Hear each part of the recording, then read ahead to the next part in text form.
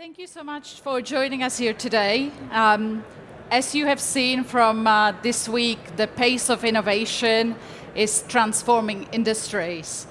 And what we're finding is in order to effectively utilize the opportunities that the technology is presenting, organizations need to have skilled technical talent. So workforce development strategies are becoming much more important. My name is Wendy Corns, and I lead a Skills to Jobs team in AWS. And our mission is to foster partnerships between education and industries and nurture the next generation of technical talent. And today we will explore one of those impactful examples. Thank you, Wendy, for the introduction. Welcome also from my side. Appreciate it that you are here. I would like to start with a question. So who of you would consider yourselves an expert in machine learning? Okay, see a few hands. Now, who of you thinks that your company should develop machine learning expertise from within?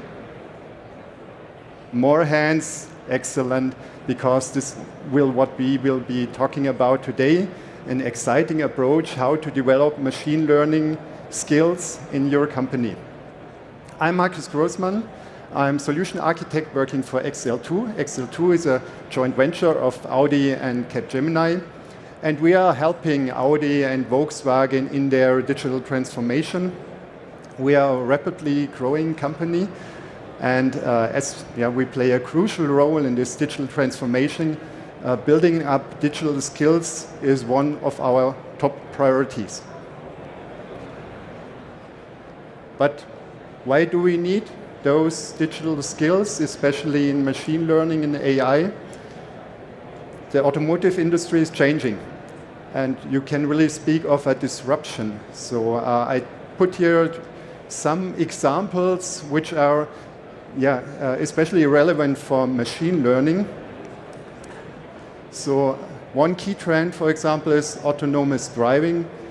So the example here is Audi's Grand Sphere concept that's leading here and developing a new level of first-class comfort. And you can imagine autonomous driving has to do a lot with machine learning, with all the different sensors and cameras to evaluate the data. But AI is also part already in the development of new cars. So it is part of the creative processes. And here we have, for example, the Audi Felgan system that was developed to inspire or help the design process of rims.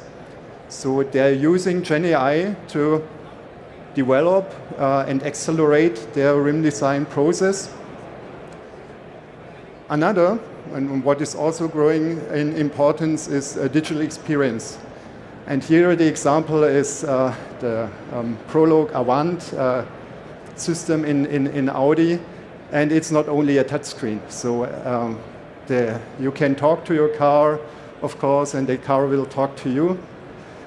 I must admit, I'm a bit scared if I think about that my wife could program this system that it acts like her and reminds me, and maybe it could also imitate, the car could imitate her voice, like, have you looked the speed limit?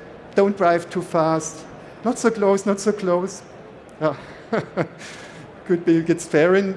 Therefore, customization is key, and I'm grateful that there's also this trend towards software-defined vehicles, where cars are not physical devices anymore, but can be customized.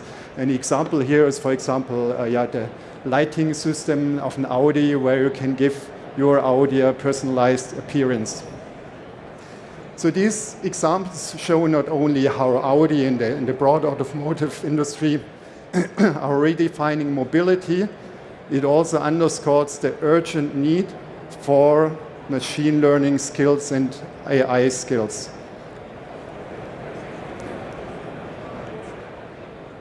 And how to get those skills? The typical approach would be to go to the recruitment market and search there for profiles that you could hire. So if you pay them a fortune, maybe you will lucky and they will come to you, and you will also have to pay even higher fortune to those that searches the skills for you. So nothing wrong with this approach. So it can be a short-term, at least, solution to get machine learning know-how in your company.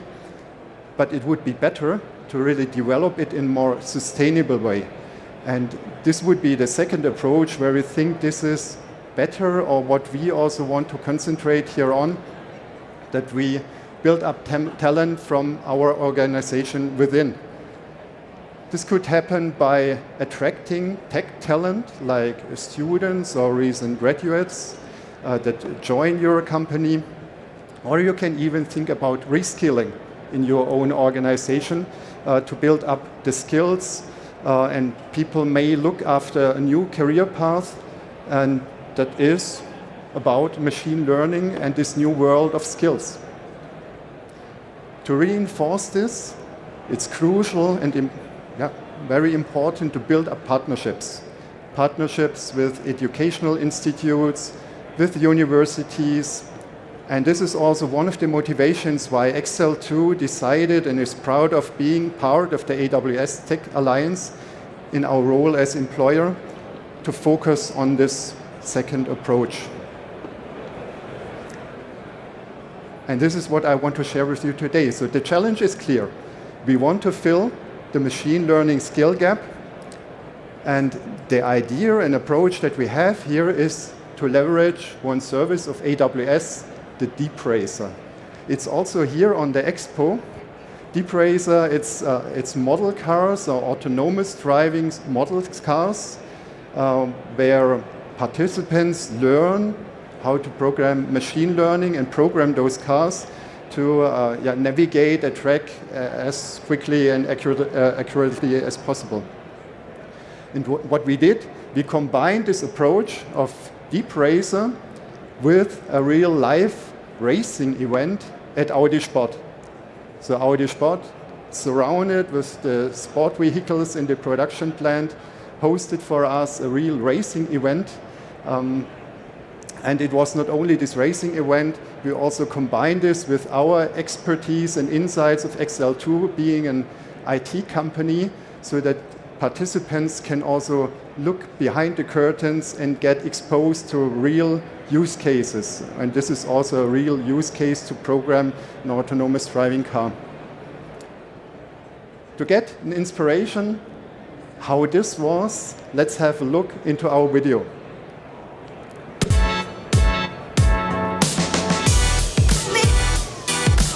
Mein Highlight des heutigen Tages war, dass wir mit Audi Sport und XL2 zusammen hier das erste Live-Race der AWS Deep Racer Student League in Deutschland gemacht haben, und das Rennen war richtig super spannend.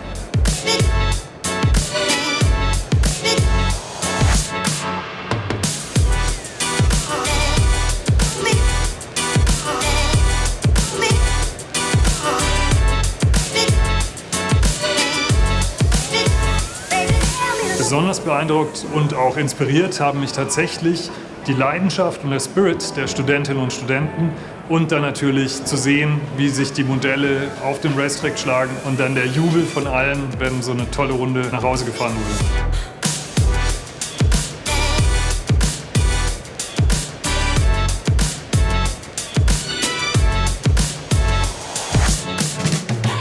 The atmosphere was great. I think everyone had like sportsmanship, so it was all nice. I love how everyone was also involved in it. So, and everyone shared like the same excitement, that even like if they won or lose, and it's great, I think. We are Cyberdrifters! Mein persönliches Highlight waren die packenden Rennen, die sich aus dem Performance-Willen der Studenten ergeben haben. Und das dann noch abgerundet durch die spannenden Gespräche und den Austausch am Vernetzungsabend. Das war perfekt.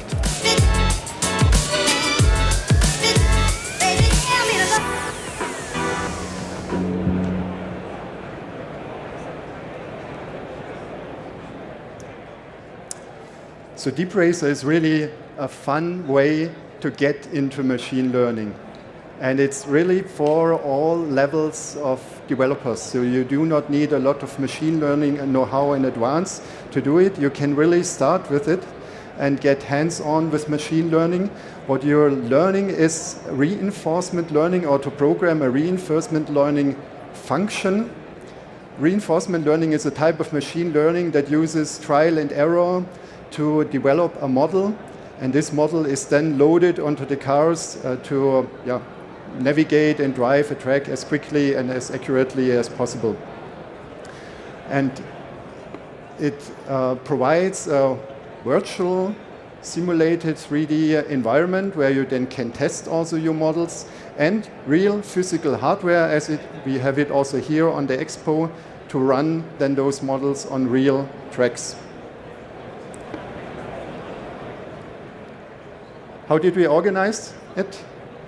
We started with an online introduction into machine learning and how to use the deep bracer. We also helped the students to set up their AWS accounts and to do their first steps. They didn't really needed a lot of help of us, so they managed really good. And what we then we hosted a series also of sessions to help them optimize the models and shared with them some best practices to create those models. And as it is for a real race also typical, this phase then ended with a virtual qualifying where all the participants had to submit their models, and this was then run in a virtual simulation environment, and the best models were then admitted to the race day. The race day took part at the Audi Sport production plant where they're building the sport cars like the Audi R8 or the Audi e-tron GT Quattro. So we were surrounded by racing cars and had a deep racer deck there and executed the race there. And it was not only about the race, or it was not only the race, we also had workshops around hands-on machine learning. We had factory tours where the participants could visit how the Audi sports cars are built there. And we wrapped up the day with a networking event in the evening, where we are also thrilled that Audi management was there with Frank Leudel, the CIO of Audi, who also supported, and I think he was there nearly the whole day on our race day.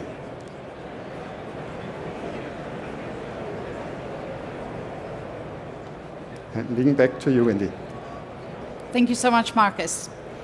So I think this was quite interesting, I think, to hear about this particular activity. We call it Applied Learning Event. It provided opportunity for the students to really understand the context of the industry and learn and use machine learning in practice. So they gained experiences in training, evaluating and tuning reinforcement learning models.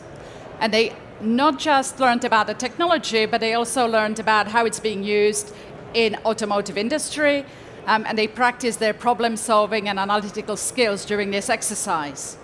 And it was 250 students in this particular example. But I will have a look a little bit broader into example like this and what it means for students globally. So in Germany specifically, we work with 37 education institutions alongside TUM and 20 other employers.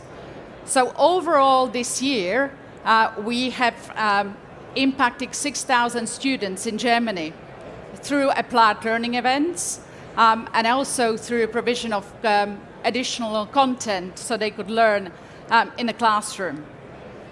But we're a global organization and we do other learning events. So Deep Racer is only part of our portfolio. And we also run game days, which are gamified ways of learning and using AWS solutions to solve problems. We have very popular Party Rock hackathon, so if you haven't heard about Party Rock, I definitely encourage you to try it. It's a great way to learn prompt engineering, particularly for students and educators who don't come from technology background. And across those events, we have effectively impacted 57,000 students. So we had 57,000 students this year joining applied learning events. learning about how technology is applied and using it to address industry problems. And then globally, we also have another great number, which is 250,000 students. So that's 250,000. And we have helped to bring in additional content to the classroom and upskill the educators.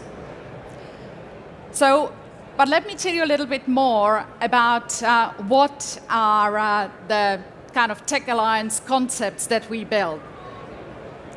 I think we believe that digital skill gap and creation of a sustainable technical talent is not an issue that can be solved in isolation.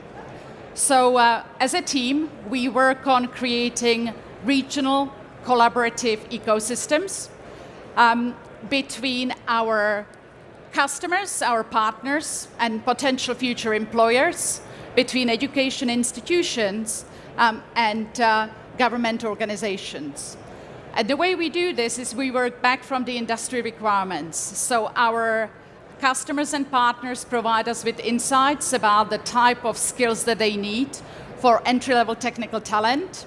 And then we use this insight to help education institutions, vocational qualification providers, to help them modernize their curriculum, to bring in additional content from our training and certification portfolios, and also provide the opportunity for the students to then apply the learning beyond classroom. Because what we find is the application of that knowledge, which is really important.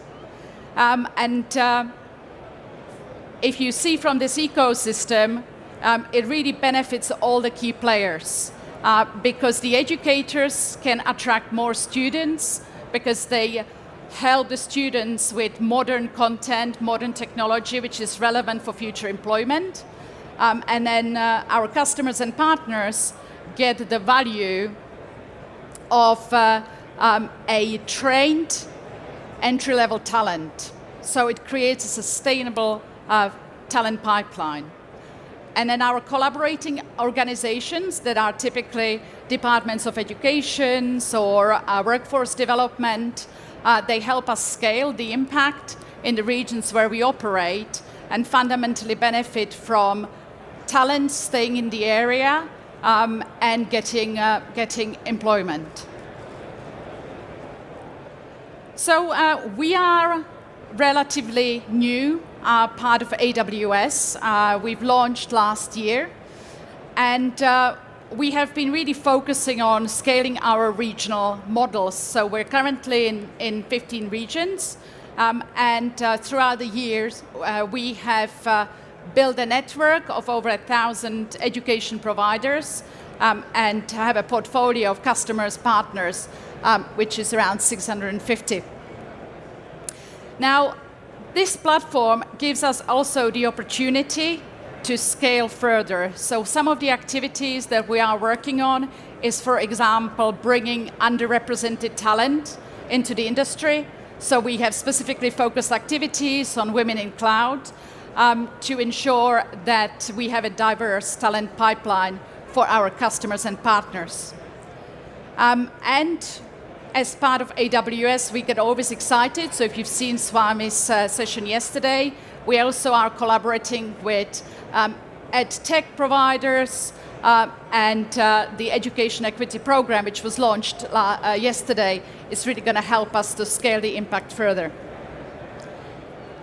So I did say that everybody is a winner in the Tech Alliance model. And in this case, we have two winners who are actually here with us in reInvent, Ahmed and Zai. So if you want to find out a little bit more from either myself, Marcus, or from the experience of the students, then we're here after the session, and it'll be lovely to talk to you. If you want to find out some more, please reach out. The contact details are there, particularly if your mission of your organizations is to supply or create a pipeline of a sustainable entry and diverse talent. Thank you very much. Thank you.